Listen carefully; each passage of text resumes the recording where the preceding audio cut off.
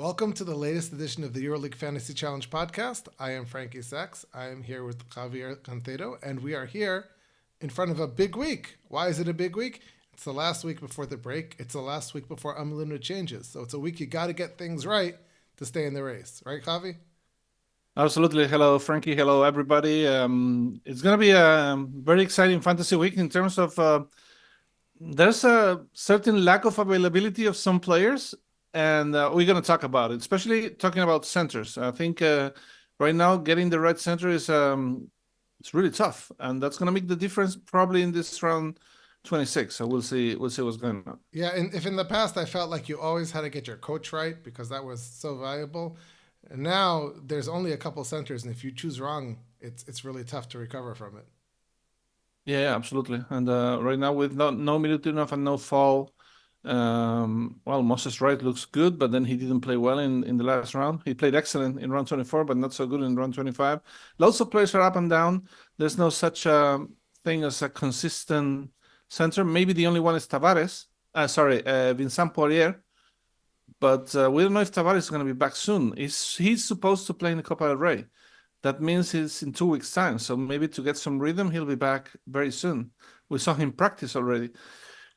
It's difficult. It's difficult. Like I said, probably Lesort is the only super reliable center. But then when Panathinaikos loses, he doesn't play that well.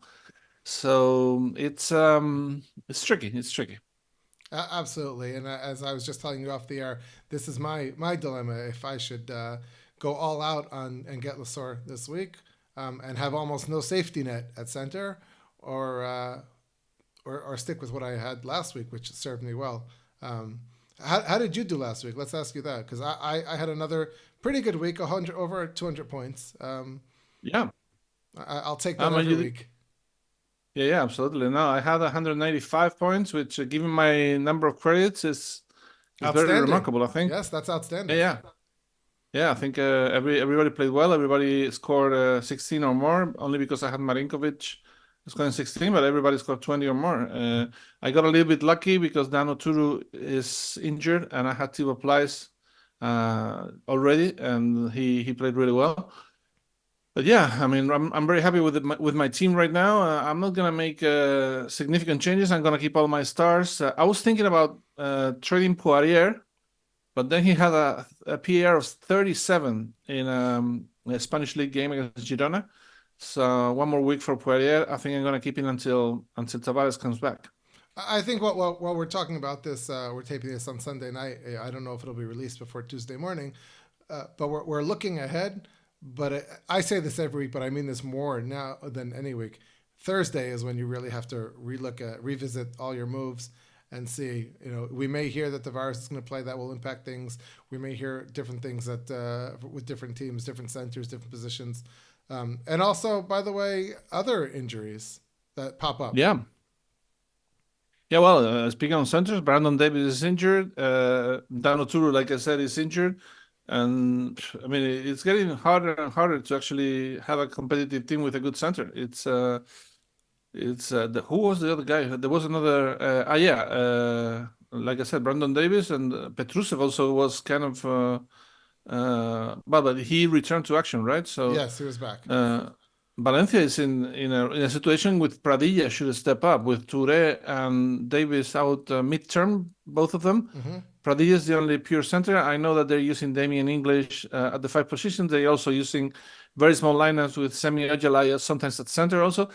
But right now, Pradilla is really cheap, really good, and I think a very solid choice at backup center, taking into account that Valencia plays Alba Berlin in Berlin. You have Chris Kumacher, right? I do. Yes. I wouldn't trade him if I were you. He's only under 8 credits, and he has a huge size advantage over everybody in Valencia. He could be looking to a monster game this week. We'll see. Yeah, I mean, I've had him for a couple weeks now, and he hasn't put out explosive numbers, but he's put out very good numbers for his price. And sometimes that's what you're looking for, especially like I said, if you don't have great centers that you can count on. Right now, I've had Josh Nebo, and he got me 17 last week. Last round, I believe the round before he had 10. So that's why you have a guy like Kumaji out there who can give you that boost. Of course, what you hope for is that Kumaji plays first. This week is the opposite. Kumaji's turn 2 on Friday. Nebo is against Baskonia, which is another team which is hurting on the front line. So So that's I mean, Baskonia right now, I think it's the most interesting team in fantasy right now because of injuries. Unfortunately, Taras Sedekerski, who had a huge start of the season, is out. Also, Khalifa Diop is out for a little bit, meaning that they have to readjust the team a little bit, and all of a sudden, Nikos Rokavopoulos, who wasn't playing that much, is playing over 25 minutes every game. And right now at the 3 and even 4 position, Marinkovic is seeing more and more playing time and playing really well, making the most out of it. And Rokavopoulos is playing the 3 and the 4. And Rokavopoulos is under 6 credits right now, so I think he's a very good choice. As well as, of course, Chima Moneke, who has been fantastic all season. And now without Sedekerskis, he's the only pure power forward, let's say. So I'm counting on Moneke to. In fact, I'm going to put 3 Baskonia players in my lineup for round 26, because right now the rotation is what it is. They also have an attractive matchup this week against Asvel. It could be a high scoring game.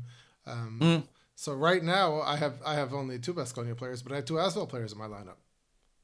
Yeah.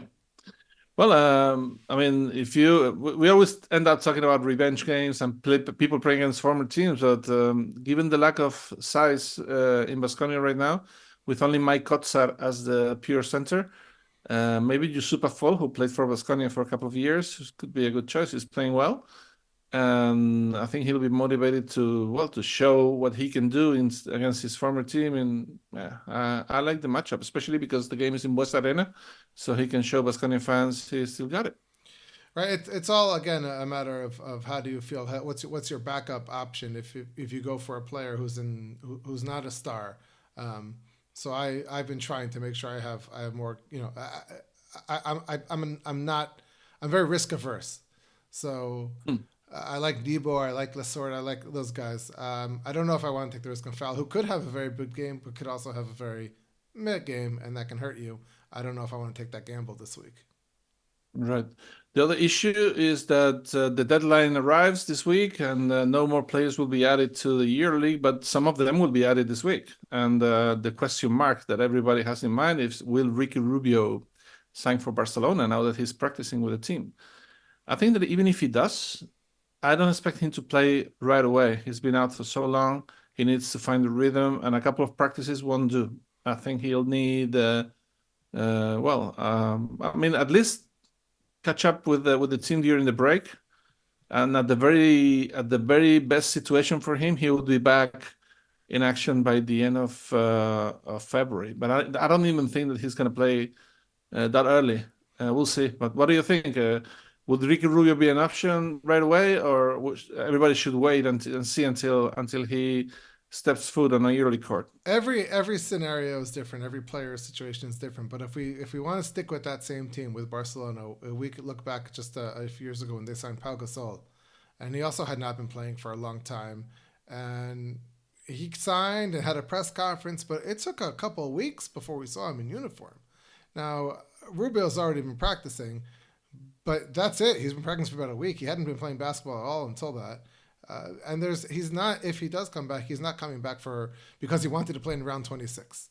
He's coming back because he wants to play basketball for Barcelona. He's thinking about being Ricky Rubio again at the end of the season for the playoffs. For the Final Four. And by the way, I think he makes Barcelona a very, very dangerous team if he comes back.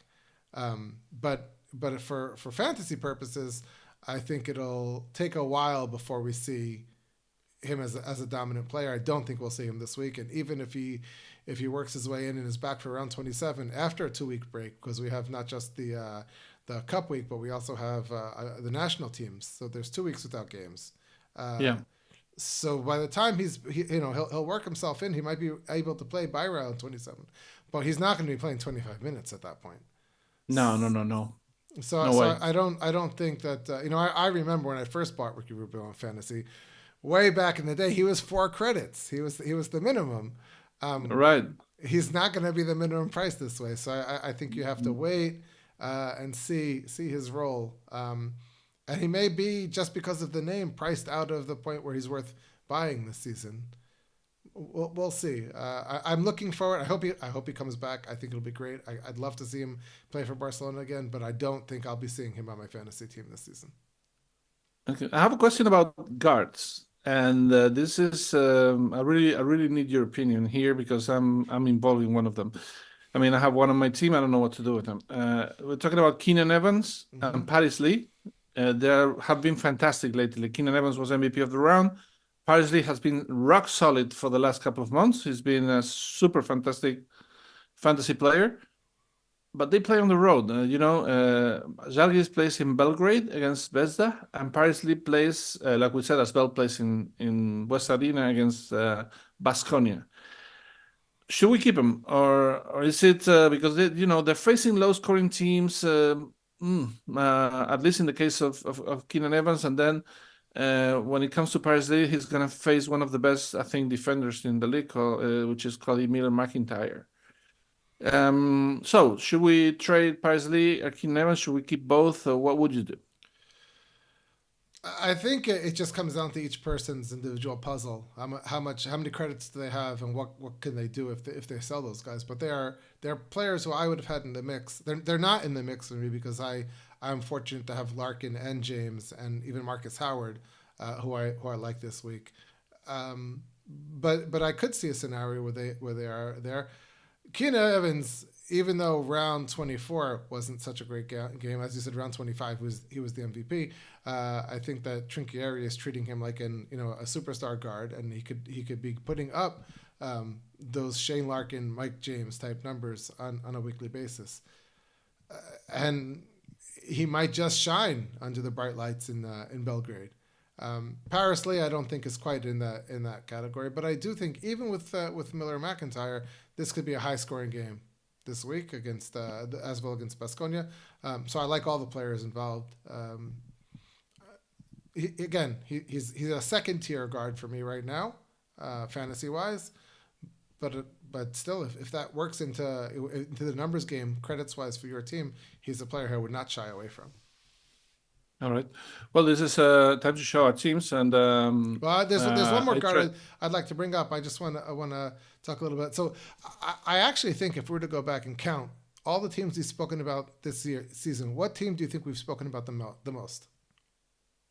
I think we spoke a lot about Baskonia. I think we spoke a lot about Efes, especially. Efes, I would say Efes, right? With all the injuries, now there's the coaching change.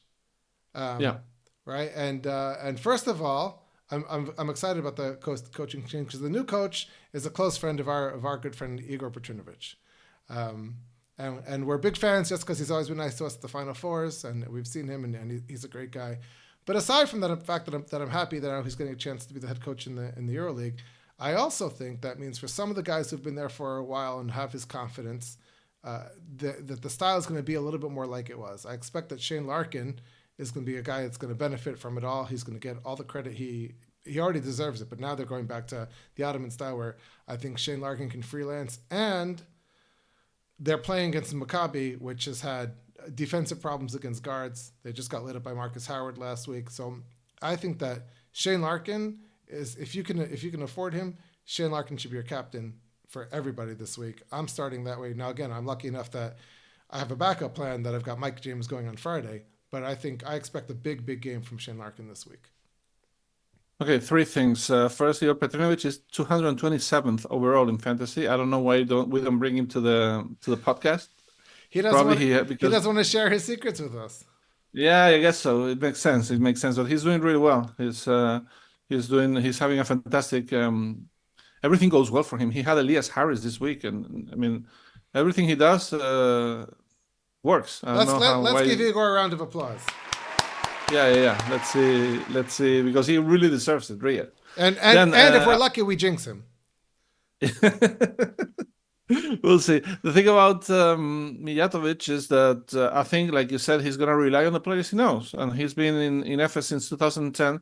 He's going to rely on Larkin. He's going to rely on Clyburn. He's going to rely on Tibor Pleiss. The players have been working with him for a long time. With that, I'm going to have to say that in my best team, I had every player that I had starting in the sixth man position had a PAR of 23 or more, other than Will Clyburn, who was my team captain, of course. I mean, you cannot be more unlucky than that. But I have to say also that Clyburn pretty much decided the game. With the game tied at 71, he has scored a couple of 3-pointers, and that was a ball game. So, okay, he didn't have a good game, but I expect Clyburn to play well also, but not as well as Larkin. I agree. Larkin should be, if you have him, he should be a team captain everywhere. He's gonna probably play better than anybody else. All right, let's see your team now. Tell us what you're doing. Yeah. I mean, I have Larkin as captain. I kept pretty much every good player that I had. The trades are I trade Coach Mumbrú, who had 20 points. Thank you very much last week for Coach Obradovic, because he plays at home, and Partizan at home, as you know, is almost unbeatable. And then I'm making small changes. I'm changing Lekavicius for Giedraitis in the same team, simply because Giedraitis plays more than Yeah, Lekavicius. their roles have switched. Correct. Yeah, I traded Gianni Wetzel for Justin Bean for the same reason. Bean had 11, and 10 in the last 3 games, PAR. So I think he'll have a solid game against Barca here in Barcelona. And then I traded Kalaitzakis with all the little money that I saved here and there for Rokavopoulos, who I think is going to have a really good game against Asbel. So I'm starting 3 Baskonia players with Larkin as captain, Tibor Playas and Vincent Poirier, leaving Ndiaye in the first turn on the bench. And then for the second, just in case everything goes wrong or something goes wrong, I have Keenan Evans, Justin Bean, and Dovidas Giedraitis ready to come off the bench. So what about you? So far, I've only made one change. I'm sticking. I'm again. We'll see on Thursday. But so far, my team did very well, and I like a lot of the matchups that we're looking at. So I'm keeping. I had Roger Gramau from Barcelona as head coach. They're home against Alba. Their last 2 games at home have been big wins. One of them against Virtus, they won 20 something points. So I figured why change it? That's a good matchup. So the only player I'm swapping out is Luke Sikma, who had a couple games there, but I think now that Wright is in there, his minutes have dipped back down. And for now, I'm going with Yanni Wetzel. I might go with Bean. It'll be somewhere in that range. And the only other question I have now is, after I start all my big name starters on Thursday, which are Marcus Howard and Chimo Moneke, Mike Scott, who's been playing very well for Asvel. I don't know if I'd call him a big name, but he's been red hot. Josh Nebo at center, Shane Larkin, who I said. So then my last 2 turn 1 players, I've got Alexa and Ndiaye as the 6th man, and I'm not sure where to go. I'm leaning towards Ndiaye, but I might go with Avramovic. And then on the bench, I have, as I said, Mike James, Kumaje, and right now it's Wetzel. It could be Bean, or I could make some changes. And as I said before, maybe I decide to shake things up and go with Pradilla at center on Thursday, with Lasort on center on Friday. I can still afford that if I want to. I'm just kind of waiting to see how things go the next couple of days. All right. Well, that's all we had time for. 2 more things. First, we're trying to see if you would like guys to have a mid-season or 2/3 of a season fantasy special about which player was the MVP until now, who have an all fantasy first team and best newcomer. Talk about this and that during the break. If you want that, you have the comment sections. Just drop us a line and we'll be answering as soon as possible. We're always on Twitter. Frankie is Mr. EuroLeague. I'm Gancedo with the double T. And that's it. We're creating a small fantasy community that we're very proud of. And we're not going to stop during the break. If you want us to keep talking fantasy during this break, we will. And that's it. Thank you for listening, Frankie. And also, we do it. This week is the deadline for transfers in the EuroLeague. So we don't expect, we spoke about Rubio in particular, we don't expect any players, any big signings to come in and play major roles already this week. But whatever signings are, we'll adjust them in the future as we go heading into round 27. We'll talk about the guys, the moves that make the most sense going forward, who's going to have the biggest impact, because there could be those impact players. And we'll in 2 weeks, regardless of what we do the next 2 weeks, in 2 weeks we'll be back to prepare for round 27, dissecting all the moves and picking our best teams.